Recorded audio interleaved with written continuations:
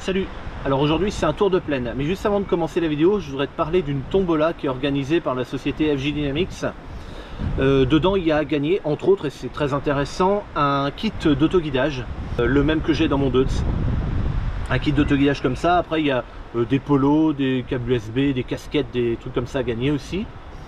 Et puis voilà. Alors moi j'ai rien à voir hein, avec la tombola. C'est FJ Dynamics qui organise ça tout seul. Ils m'ont simplement demandé, pour pouvoir toucher plus de gens certainement, si je voulais bien partager l'information. Mais c'est tout. Après moi je suis pas, j'ai rien à voir là-dedans, à tel point que je peux même moi jouer à la tombola. Alors je vais pas le faire.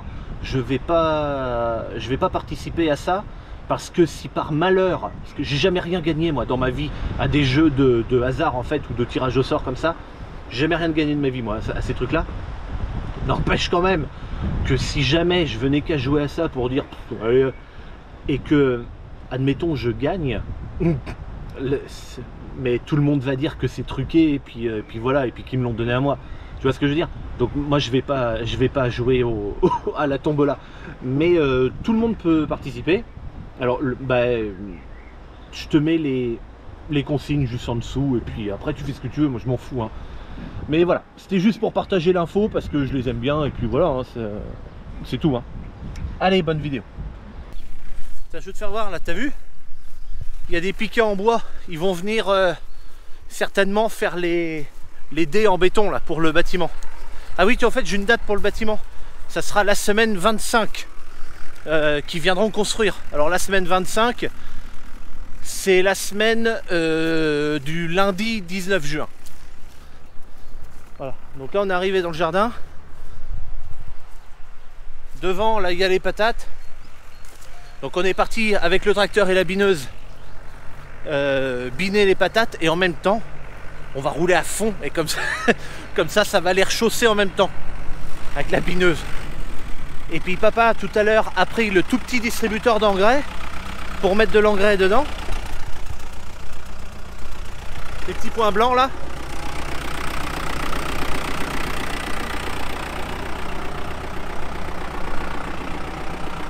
Attends, ça c'est... Là. Allez hop. Yo. Allez,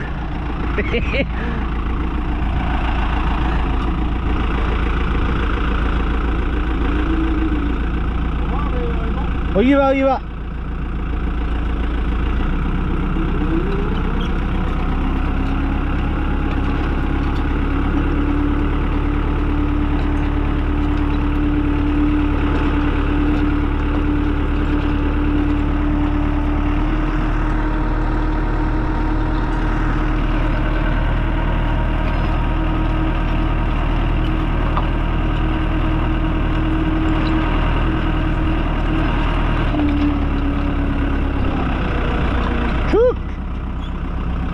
Hop là.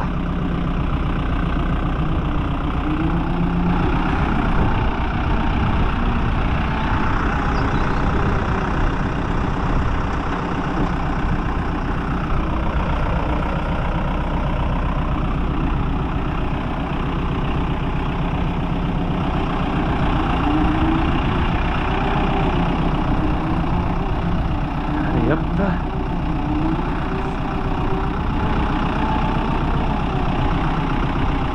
Oh bah couillon, doucement. J'ai l'impression d'être au parc Astérix moi. Allez, c'est reparti.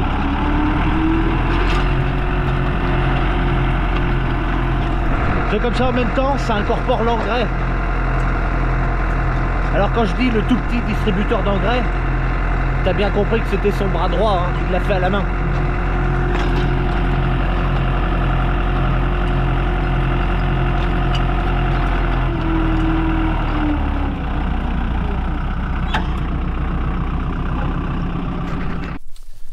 Allez, première parcelle, c'est de l'orge. Bon, je me suis mis là parce que c'est là que je rentre dans le champ avec le tracteur.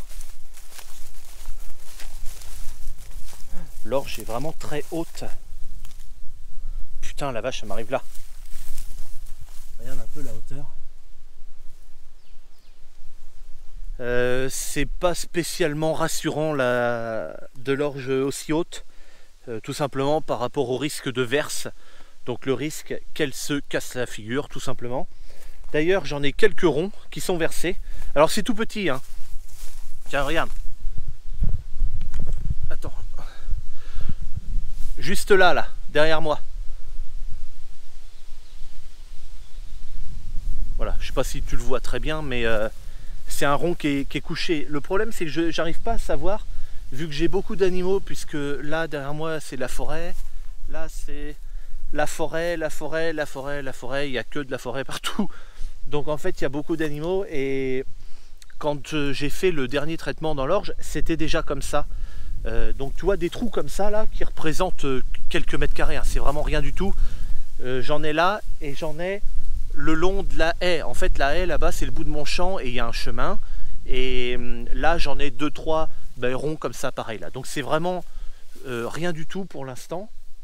J'espère surtout que ça va pas s'agrandir, mais je sais pas en fait si c'est des bêtes qui sont rentrées, parce que quand j'ai fait le traitement il y avait un chevreuil dans le champ entre autres, mais il n'y a pas que ça hein. Le truc c'est que je sais pas si c'est à cause des bêtes que c'est tombé, tu vois, ils se sont couchés par exemple, et puis ça a fait tomber un petit peu. L'autre jour quand même on a eu un coup de vent un peu important, et le long de la haie là-bas seulement, et ici j'ai 2 ronds là, le long des bois. Alors est-ce qu'avec les bois et le long des grands arbres là-bas avec la haie, ça fait pas des tourbillons de vent? Parce que dans tout le reste du champ, il n'y a rien de couché. Bon, l'orge est vraiment magnifique hein, par contre, putain, alors là dis donc je suis vraiment content.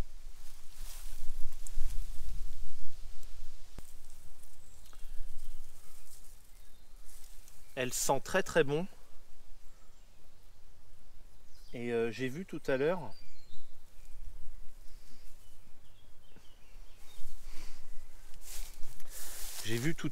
qu'elle était en... Il y avait encore des étamines dedans. Et je suis pas capable de déterminer si c'est le début ou la fin de la floraison. Mais bon, peu importe, c'est pas très grave parce que de toute façon... que ce soit le début ou la fin de la floraison, c'est pas important, parce que dans l'état où elle est là, si on peut le dire comme ça, j'ai plus rien à y faire moi jusqu'à la moisson maintenant. Donc c'est pas, même que le stade est passé ou pas, ça change rien, de toute façon j'ai rien à faire dedans. Donc voilà, par contre la hauteur est assez impressionnante et pas très rassurante. Alors si ça reste comme ça et que ça se tient bien debout et tout, il y aura de la paille. Hein. Il y aura de la paille qui sera broyée, mais paille quand même. Enfin ça fait rien, ça me rapportera de la matière organique. Allez, bon bah ça ira pour l'orge. Toutes mes parcelles sont comme ça. Donc là il n'y a pas d'intérêt d'en voir plus que ça. On va aller dans la parcelle de blé maintenant, celle où j'avais fait l'engrais foliaire. Ok, on est rendu dans le blé. Alors le blé pour le coup, pleine floraison.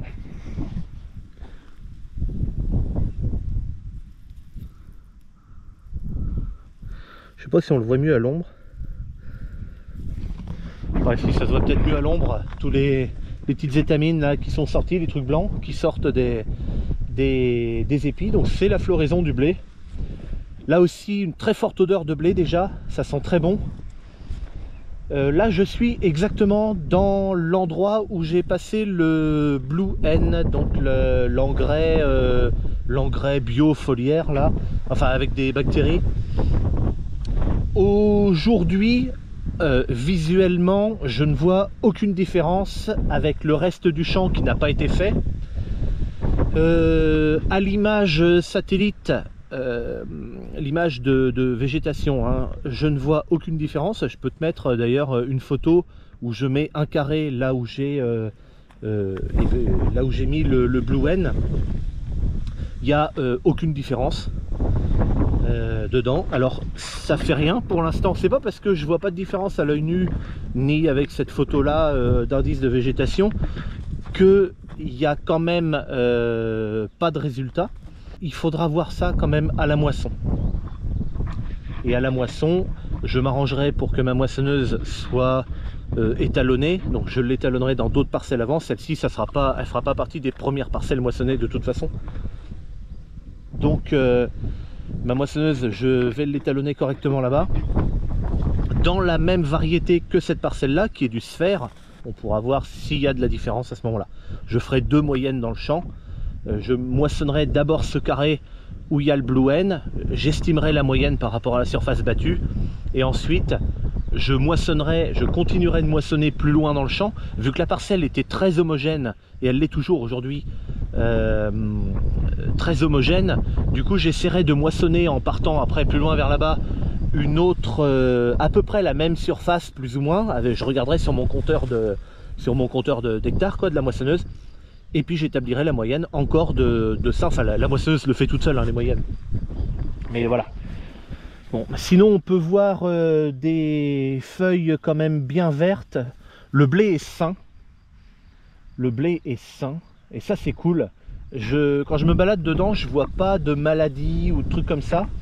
Donc c'est bien. Alors peut-être sur les feuilles vraiment tout en bas, où il peut y avoir éventuellement...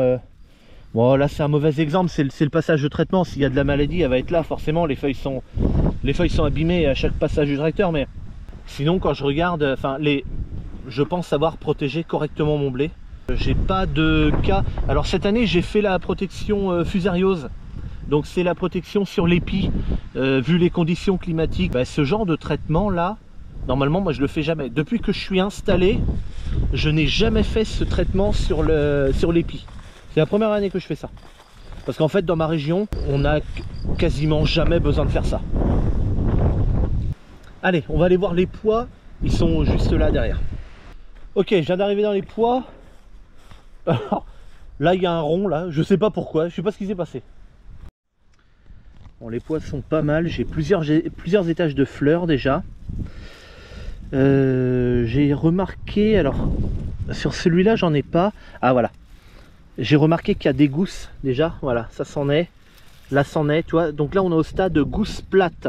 En fait il n'y a pas encore de poids, enfin ils y sont mais ils sont pas grossis encore. Et donc la gousse est toute plate. Ah si, ça y est, j'en vois plein maintenant.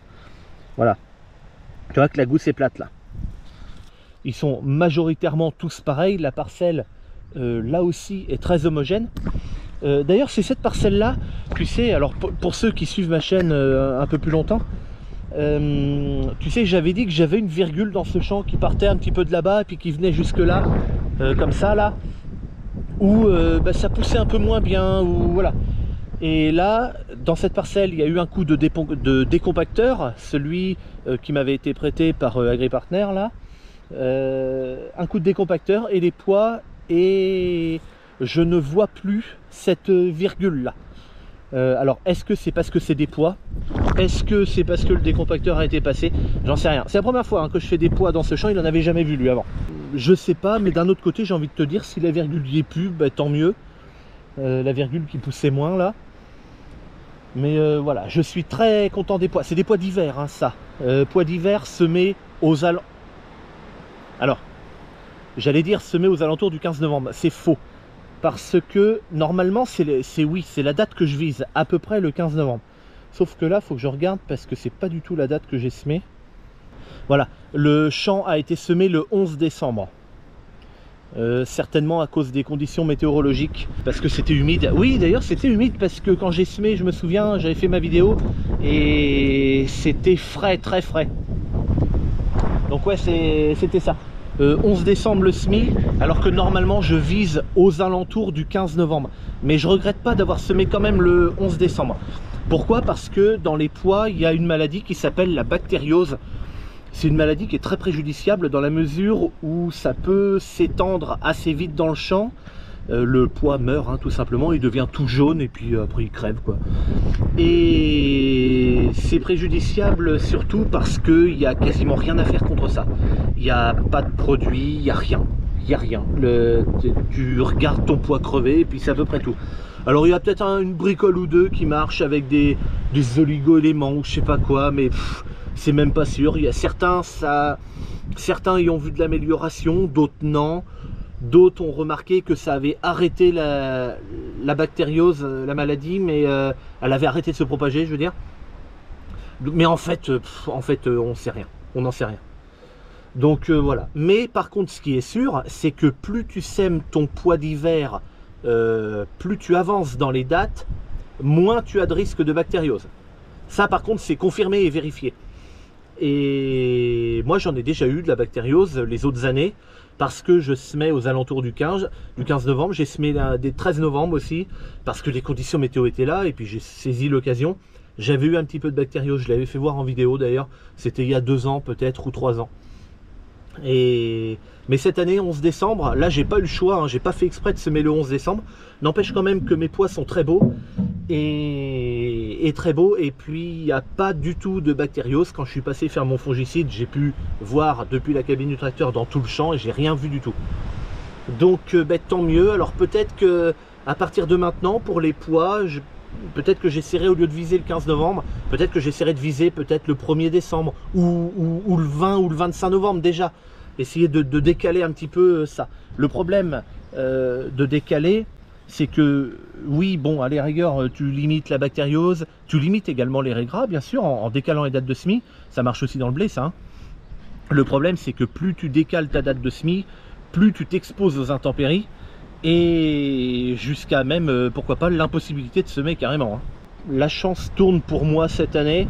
Mes cultures sont très belles, les blés sont très beaux, les orges sont magnifiques, les colzas sont plutôt très réussis aussi. Alors, il n'y a rien de gagné, hein. Je veux dire, des fois ça paraît beau à l'œil, et puis dans la moissonneuse c'est misérable aussi. Hein. C'est déjà arrivé d'autres années. N'empêche que bon voilà, tout paraît joli, tout paraît beau. Il peut y avoir un orage de grêle qui saccage tout en 10 secondes, et puis tu as le travail de une année qui est ravagé, voilà, en 10 secondes, en quelques minutes, en 10 minutes, un quart d'heure, ça peut être fait. Un orage de grêle sur des pois comme ça, en un quart d'heure, moi j'ai déjà vu des copains, c'était pas des pois, c'était des lentilles de l'autre côté de la commune, et des lentilles en un quart d'heure. Leurs lentilles, elles étaient aussi plates que la bordure du truc, ça a tout été perdu. Mais voilà, et c'était bien plus avancé, parce que le maïs, je me souviens, j'avais fait voir le maïs aussi d'un autre copain qui a un champ en face, il était plus haut que la voiture déjà. Donc on était certainement aux alentours du mois de juin. Mais je ne me rappelle plus la date. Ok, allez, on va voir les tournesols maintenant. Bon, alors là, on est dans les tournesols, il y a un vent pas possible. Putain, c'est vraiment chiant. Bon, les tournesols, ça donne ça.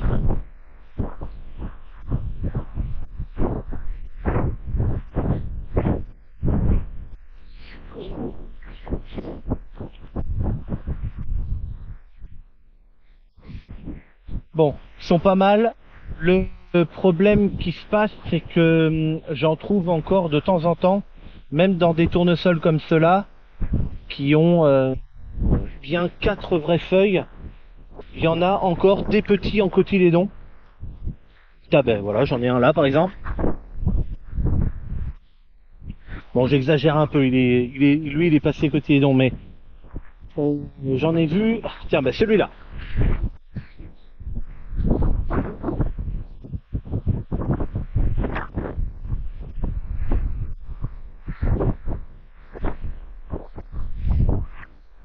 Voilà, au milieu des gros. Bon, c'est pas grave, maintenant qu'ils sont en cotylédon, ils vont partir plus vite. Un peu plus loin, dans le champ vers là-bas, ça a été semé dans les derniers. Là, ça a été semé en premier. Là-bas en dernier, plus difficile. Le problème que j'ai, c'est que mon semoir étant très ancien, il a du mal à avoir une régularité dans la profondeur de semis. Et je me retrouve avec des tournesols qui sont semés un petit peu plus profond, des fois un petit peu moins, suivant peut-être les veines de terre, suivant aussi, enfin, bon voilà, il y a plusieurs choses. Et donc ben, j'ai des disparités au niveau des levées. C'est pour ça que je suis contraint de garder mes effaroucheurs encore un peu, parce que autant les grands tournesols sont eux hors d'état de nuire, c'est même pas ce que je veux dire. Autant les grands tournesols, eux, sont maintenant voilà libres de prédateurs, en tout cas pigeons et limaces. Autant les petits qui naissent, ben, les pigeons peuvent encore aller dedans et les bouffer. Donc ce serait dommage. J'aurais voulu faire une vidéo très courte et puis j'y arrive pas, ça m'énerve.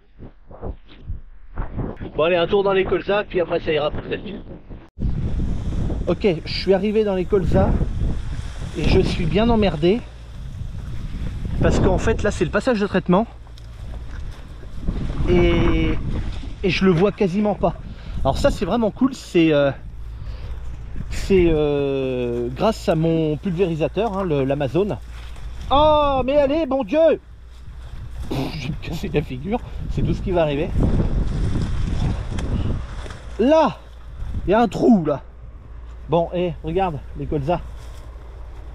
Ok. Ah. D'accord. Hein, ils sont plus hauts que moi la plupart.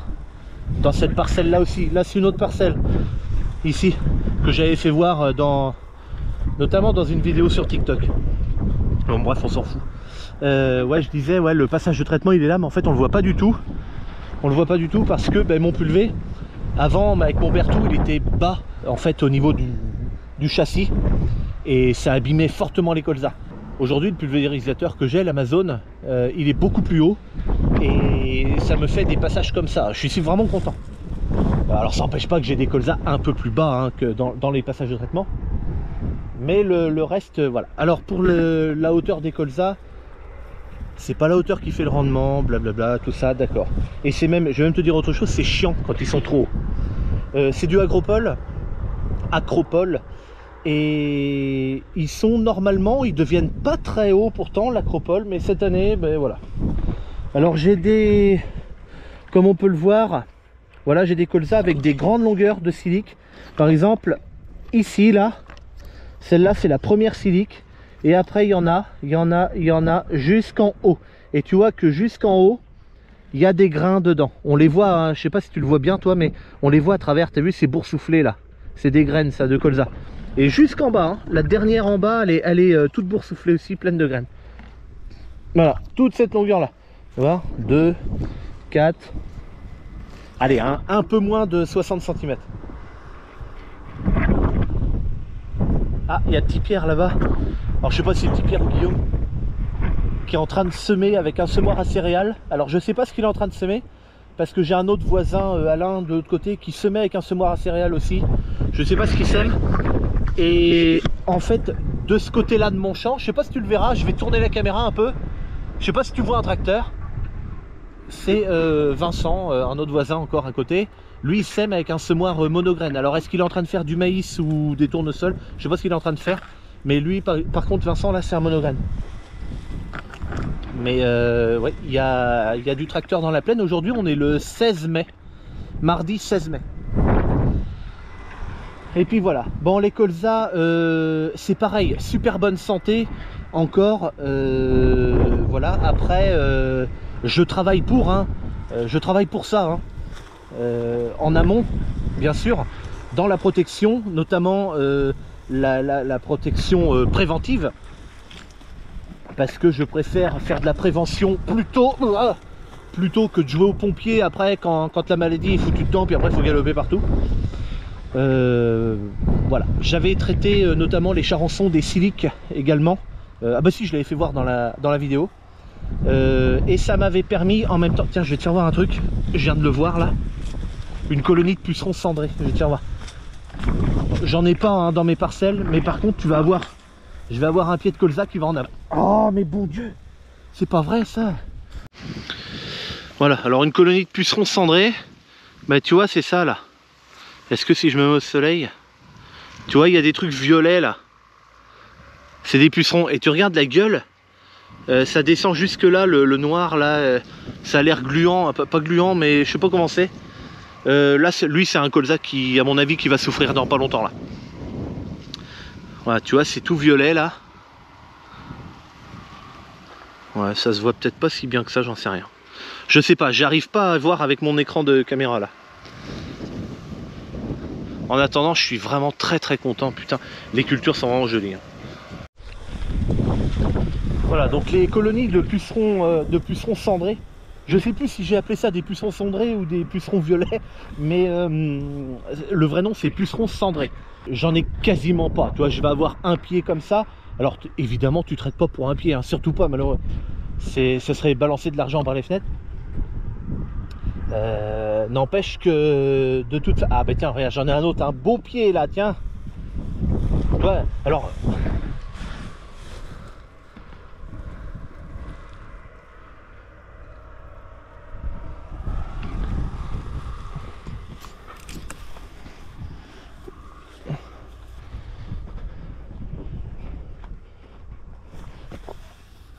là, je l'ai foutu dans l'herbe.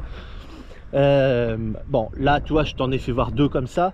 Mais généralement, les pucerons cendrés, ils arrivent depuis les bords de parcelles, depuis la route, depuis les haies. Et en fait, ils arrivent des bords et ensuite ils colonisent vers le champ. Quand j'ai traité les charançons des siliques, j'ai vu 2 colonies de pucerons cendrés dans la totalité de mes parcelles, c'est-à-dire les 38 hectares de colza que j'ai cette année, ou 35, je sais plus combien j'en ai. J'ai pas la mémoire des chiffres, c'est terrible. Et je les ai traités en même temps. Et s'il y en a, j'en ai vu, mais il y en a sûrement d'autres que j'ai pas vu. Donc ça les a dégommés en même temps. Et ça, c'est des colonies qui sont arrivées après. Le truc, c'est que si t'en as que 1 ou 2 qui se baladent le bord de la parcelle, tu peux considérer que t'en as pas. Hein. Après, s'il y en avait beaucoup au bord de la parcelle, ça veut dire qu'il y en a aussi dedans. Et là après, c'est plus chiant là. Mais tant qu'il y a quasiment rien au bord de la parcelle, considère qu'il n'y a rien non plus dedans. La 9 fois sur 10, ça marche en faisant comme ça.